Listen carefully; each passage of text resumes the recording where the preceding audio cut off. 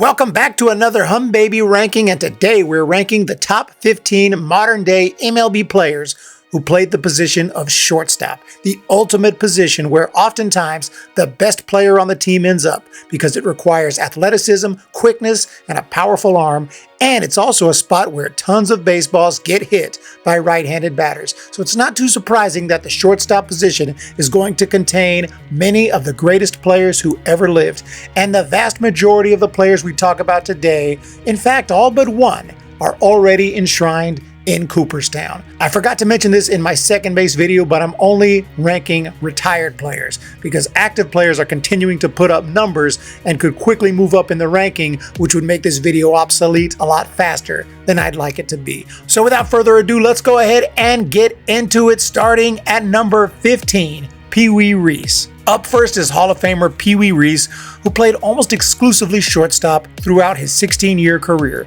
He was an extremely patient hitter and consistently worked over 80 walks per season, leading the league with 104 in 1947. This patient approach resulted in a .366 on-base percentage. He was also a fantastic base runner, stealing 232 career bases. Reese was outstanding defensively and led the NL in putouts 4 times, double plays twice, and fielding percentage and assists once. He was a 10-time All-Star and finished in the top 15 for MVP 10 times. His career totals would have looked even stronger had he not missed 3 seasons during his prime to serve his country for World War II. Number 14, Luke Appling. A Chicago White Sox legend and Hall of Famer, Luke Appling played for 20 years in the big leagues from 1930 to 1950, hitting over 315 times and retiring with a .310 average and .399 on-base percentage. In 1936, he won a batting title with a phenomenal .388 batting average, but finished second for the MVP to Lou Gehrig. He won a second batting title in 1943, but finished second again for MVP, this time to a pitcher named Spud Chandler, who won 20 games with a 1.64 ERA before the Cy Young Award was introduced. Appling missed 1944 due to military service, but still managed 2,749 career hits, playing until he was 43 years old. Appling's talent never completely went away, and he's also remembered for hitting a home run at the age of 75 in an old-timers game. Luke Appling, who still works in the Atlanta Braves organization, facing Warren Spahn, deep to left field, way back there, home run, Luke Appling, 75 years old. Oh, you gotta love it. Number 13, Luis Aparicio. One of the finest defensive shortstops throughout the late 50s and the entire decade of the 60s was Luis Aparicio, who played for the White Sox, Orioles, and Red Sox. He became an instant star in 1956 with Chicago, winning the Rookie of the Year mainly with his phenomenal glove, but also blazing speed as he stole a league-leading 21 bases. And that was just the beginning, as he went on to lead the league in steals for 9 straight seasons, surpassing 50 steals in 3 straight years. He also won 9 Gold Glove awards and made 13 All-Star teams. And although his bat wasn't as impressive as his base running and defense, he could still hold his own and retired with 2,677 hits. Aparicio hit .308 in the 1959 World Series and won a ring in '66 with Baltimore. He retired as the shortstop Major League Baseball record holder in games played, assists, and double plays, and was elected to the Hall of Fame in 1984. Before I start my short pitch, and I guarantee it's going to be the shortest you ever heard in one of the Hall of Fame ceremony. Number 12, Lou Boudreau. A remarkable fielder and consistent hitter, Lou Boudreau was one of the premier shortstops of the 1940s, playing for the Cleveland Indians. He was an absolute doubles machine and led the league in the category 3 times, but also broke and still holds a major league record for the most consecutive doubles in a single game with 4. In 1944, he won a batting title with a .344 average, but did even better in '48, hitting .355 with 18 homers and 106 RBIs, good enough to win the MVP award. The 7-time All-Star was also a member of the 1948 Cleveland Indians World Championship team, the last Cleveland team to win it all. He was a great leader and spent 10 years as a player-manager, starting at the age of 24. Boudreau was elected to the Hall of Fame in 1970. Number 11, Alan Trammel. Career Detroit Tiger Alan Trammel was a 5-tool talent who could play a smooth shortstop with soft hands, a quick release, and an accurate arm. He won 4 Gold Glove awards and was also an excellent hitter, retiring with a .352 on-base percentage and over 1,000 RBIs. He developed some impressive power by the mid-'80s and crushed 28 bombs in 1987. That year, he also hit .343, drove in 105 runs, and won a Silver Slugger, but finished second in the MVP voting to George Bell, who had crushed 27 bombs. Trammell also had speed and stole 236 bases in his career, despite a fantastic 20-year career in which Trammell did almost everything well and even helped the Tigers win a World Series in 1984, hitting .450 with 2 bombs in the Fall Classic. He was completely snubbed on the Hall of Fame ballot, and the clueless voters never elected him. However, he was elected in by the committee in 2018. Number 10, Joe Cronin. One of the forgotten greats of the game, Joe Cronin, an excellent fielding shortstop, played for 20 years in the big leagues. He had his breakout year with Washington in 1929, hitting .281, but then broke through as an absolute superstar in 1930, hitting .346 with 126 RBIs, beating out names like Babe Ruth, Lou Gehrig, and Al Simmons for the AL MVP award. He continued to be one of the better hitters in the game year after year, and when the All-Star Game was introduced in 1933, he became an annual lock for the Midsummer Classic, making 7 total All-Star teams. He was a player manager for 13 seasons and retired with a .301 average, 2,285 hits, and a .390 on-base percentage. Cronin was elected to the Hall of Fame in 1956. Number 9, Arky Vaughan. Another forgotten legend, Arky Vaughan played for 14 years in the league, a relatively short amount of time compared to the other players on today's list, but he made the most of it, hitting over 300 nearly every season, including a league-leading .385 mark in 1935. That season, he led the league in average, on-base percentage, slugging, and OPS. He was an on-base machine as well, and would get on base however possible, even if it meant by a walk or a hit by pitch. His career on-base percentage was .406, and he led the league in walks 3 times. Vaughan could also steal a base and led the league with 20 steals in 1943, retiring with 118 swipes. Vaughan made 9 straight All-Star teams and retired as an all-time great shortstop, but inexplicably got denied on the Hall of Fame ballot and was not elected until 1985 by the Veterans Committee. What? Number 8, Ernie Banks. One of the few players who will make multiple position rankings is Hall of Famer Ernie Banks, who was also on my all-time first baseman list. And he actually played more games at first than short, but his best years were definitely at shortstop, and he's probably mostly remembered as a shortstop, so I had to put him on this list as well. Banks won back-to-back MVPs as a shortstop in 1958 and 59, and crushed 298 home runs while playing the position.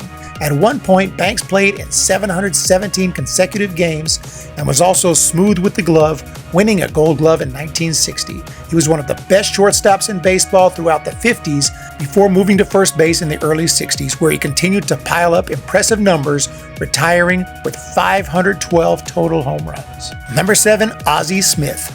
Up next is the Hall of Famer who was elected to Cooperstown for one reason: his defense. Smith was a switch hitter who had very little power and hit over 300 just once in his career, although he did hit a dramatic walk-off bomb in the 1985 NLCS.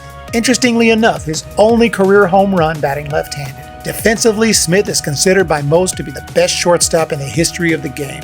The Wizard was the definition of a human highlight reel at shortstop, using his legendary range, quickness, and agility to make insane diving catches, lightning-fast and accurate throws, and mind-bending acrobatic plays. He has a record for a shortstop with 13 Gold Gloves and made 15 All-Star teams, becoming a massive superstar almost exclusively with the glove, although he did have one other elite skill, and that was stealing bases. He stole at least 20 bases every year for 16 straight years, topping 30, 40, and even 50 on multiple occasions. Smith was easily inducted into the Hall of Fame his first year on the ballot. Number 6, Barry Larkin. Career Cincinnati Red Barry Larkin was a 5-tool talent who could simply do it all, and he played shortstop throughout his entire 19-year career. At the plate, he was an extremely disciplined batter who could get on base via the walk, but could also absolutely rake and hit over 309 times in his career. He also had some pop and crushed 33 homers in 1996 and finished his career with 198. He had phenomenal speed as well, stealing 379 career bases, and of course was an elite defender at shortstop, making tough plays look easy. Larkin won 3 consecutive Gold Gloves from 1994 to 96 and would have won many more if not for Ozzie Smith, who was winning them every season until Larkin finally got one. In 1995, he won the MVP award and won a total of 9 Silver Sluggers with 12 All-Star nods. He was elected to the Hall of Fame in 2012. But before getting into the top 5, I have 2 quick super honorable mentions from the Negro Leagues, despite many strangely angry commenters who hate when I talk about Negro League players or Jackie Robinson. But the point is, these players would have been ranked very highly, but sadly we just don't know how high or how great they might have been stacked up against other big leaguers because they never got the chance to play. So I think it's right to at least mention them. Willie Wells. Former big leaguer Monty Irvin said, "You should have seen Willie Wells play shortstop, as good as Ozzie Smith and a better hitter." Despite his incredible hitting ability, a .330 career batting average with a league-leading .411 mark in 1930, Wells was mainly known for his amazing defense. While playing in Mexico, his athleticism and acrobatic ability at shortstop earned him the nickname El Diablo, the Devil. He could also hit for power, leading his league in home runs 3 times. The 8-time All-Star had an OPS over 1,000 for 7 straight years and led his league in steals twice, making him a true 5-tool player. Pop Lloyd. Considered the best shortstop in Negro League history, Pop Lloyd played for 25 years and regularly hit over 300 with a rare combination of power and small ball. He could hit for power when the situation dictated it, but he could also bunt and use the entire field to his advantage. He was a fantastic base runner as well, stealing bases not just with pure speed, but through knowing the situation and studying the opposing pitchers. Throughout most of his career, stats were not kept permanently, but from 1921 to 1929, aged 37 to 45, he hit .349 with a .400 on-base percentage and 59 stolen bases. That was during his twilight years as a player. Imagine how good he might have been in his prime. Lloyd simply had one of the best baseball IQs in the history of the game and had all the pure talent as well. Now let's get into the top 5. Number 5, Robin Yount. Yount was a 3rd overall pick in 1973 by the Brewers, and it definitely worked out for them. He was an instant stud and made it to the big leagues at just 18 years old. Yount broke a record for most games played in the major leagues before turning 20. He played elite defense while piling up hits and driving in runs. In 1982, he hit .331 with 29 home runs, winning a Gold Glove and the American League MVP award while helping his team reach the World Series. Despite hitting .414 with a home run in the Fall Classic, the Brewers fell short to St. Louis. Yount won a second MVP in 1989 and retired with 3,142 hits, 251 home runs, and a .285 batting average.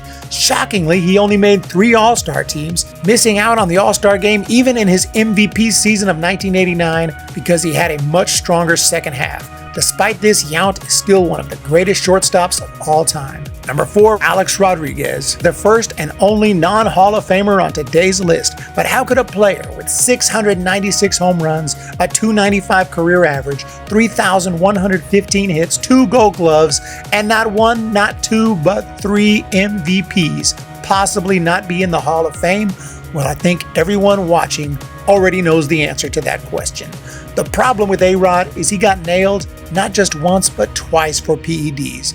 Once in 2009, when after a failed steroid test became public, he admitted to using steroids while part of the Texas Rangers during a 3-year period. And then in 2014, he was suspended for taking PEDs as part of the biogenesis scandal. Are you stupid or something? Nevertheless, Alex Rodriguez was born to play baseball, and for the first 10 years of his career, he played almost exclusively shortstop with the Seattle Mariners and Texas Rangers. During that time, he made 7 All-Star teams and won an MVP in 2003, a year he was taking PEDs. If we look at just his years with the Mariners, likely the only definite clean years, He surpassed 40 home runs 3 times and hit as high as 358 in 1996, a year he finished second for the MVP. He would have been an easy Hall of Famer even if he never touched the juice. Despite moving to third base with the Yankees for his last 12 seasons, A-Rod is still second all-time in home runs as a shortstop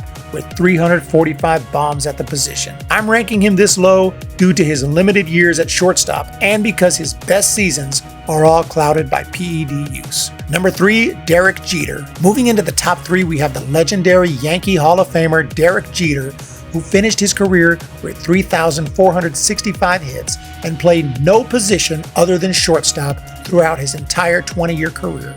Many consider Jeter overrated because he never won an MVP and because of East Coast bias and the fact that he played for the Yankees, which no doubt elevates any player's overall reputation. But the fact is, Derek Jeter comes in first all-time as a shortstop in hits, doubles, walks, runs, and games played, while also landing in the top 5 for home runs, triples, RBIs, and stolen bases. When you combine that with his illustrious postseason career in which he hit .308 with 20 home runs and is an MLB record holder in games, runs, hits, doubles, and triples in the postseason, there's no way I could rank Jeter any lower than this. He was not only an amazing player who made 14 All-Star teams, he also stayed incredibly healthy and played in at least 145 games in 16 out of 20 seasons. Jeter was a consistent hitter with a career .310 batting average and was also elite with the glove, winning 5 Gold Gloves. He won 5 rings with the Yankees and was awarded the World Series MVP in 2000 after hitting .409 with 2 bombs. His entire resume is just too long to recap in this video, but when it's all added up, Jeter might be actually underrated, and he comes in as the 3rd greatest shortstop of all time. Number 2, Honus Wagner. But coming in at number 2 is a player who was right there at the start of the modern era, Honus Wagner. He actually began his major league career in 1897 with the Louisville Colonels, who reluctantly gave him a shot after watching him play with a minor league team in West Virginia. He was oddly built at 5'11", 200 pounds with a barrel chest, massive hands, and bowed legs. No one would describe him as graceful, but he knew how to hit and run and became the star player for the Colonels, hitting .341 with 114 RBIs and 37 steals in 1899. Wagner was traded to the Pirates in 1900, won his first of 8 batting titles with a .381 average, and led the Pirates to the first ever World Series in 1903. He led the league in triples and doubles multiple times and was an absolute force in Pittsburgh for over 15 years. As a base runner, he led the league in steals 5 times, maxing out with 61 steals in 1907. And he was extremely versatile as a defender, and in fact played every single position but catcher at some point. But shortstop was his main spot, and he ended up playing 1,887 games at the position, 28th all time. In 1909, he hit .333 in the World Series to help the Pirates win it all. Wagner hit at least .300 for 15 straight years and retired as the MLB record holder with 3,420 hits, and he also stole 723 career bases. He was among the first 5 players to ever be elected to the Hall of Fame. Number 1, Cal Ripken Jr. But barely beating out Wagner in a very tough decision, I had to put the all-time home run leader at the position of shortstop, Cal Ripken Jr., at number 1. He crushed 353 bombs at the position, which he played for 16 years before moving to third base. He was an immediate sensation with the Orioles, crushing 28 home runs in 1982, taking home a Rookie of the Year award before winning the MVP in 1983 with a .318 average while leading the league in runs, hits, and doubles. That year, he helped the O's to a world championship. Ripken also quite literally never missed a game, and he began a streak that defied all logic, finding a way to not miss a game for 16 straight years. He broke the Iron Horse Lou Gehrig's seemingly unbreakable record and went on to play in 2,632 consecutive games. But that's not the main reason he's the greatest shortstop of all time. Ripken made 19 straight All-Star teams, won a second MVP in 1991, and was also elite defensively, winning 2 Gold Gloves. Among shortstops, he's second all-time in hits and games played, and first in home runs and RBIs. the Iron Man Cal Ripken Jr. retired with 431 bombs and 3,184 hits. And in a very close race, I put him as the #1 greatest shortstop in MLB history. And that does it for today's video ranking of the greatest 15 shortstops of all time. Let me know down below your thoughts. Who do you think I should have included? Who should I not have included? Should I have included Brandon Crawford, the Giant legend? Unfortunately, he didn't quite make the list. But I hope everyone has a wonderful day. Hit that thumbs up and subscribe button if you enjoyed the video, and we'll talk to you in the next one.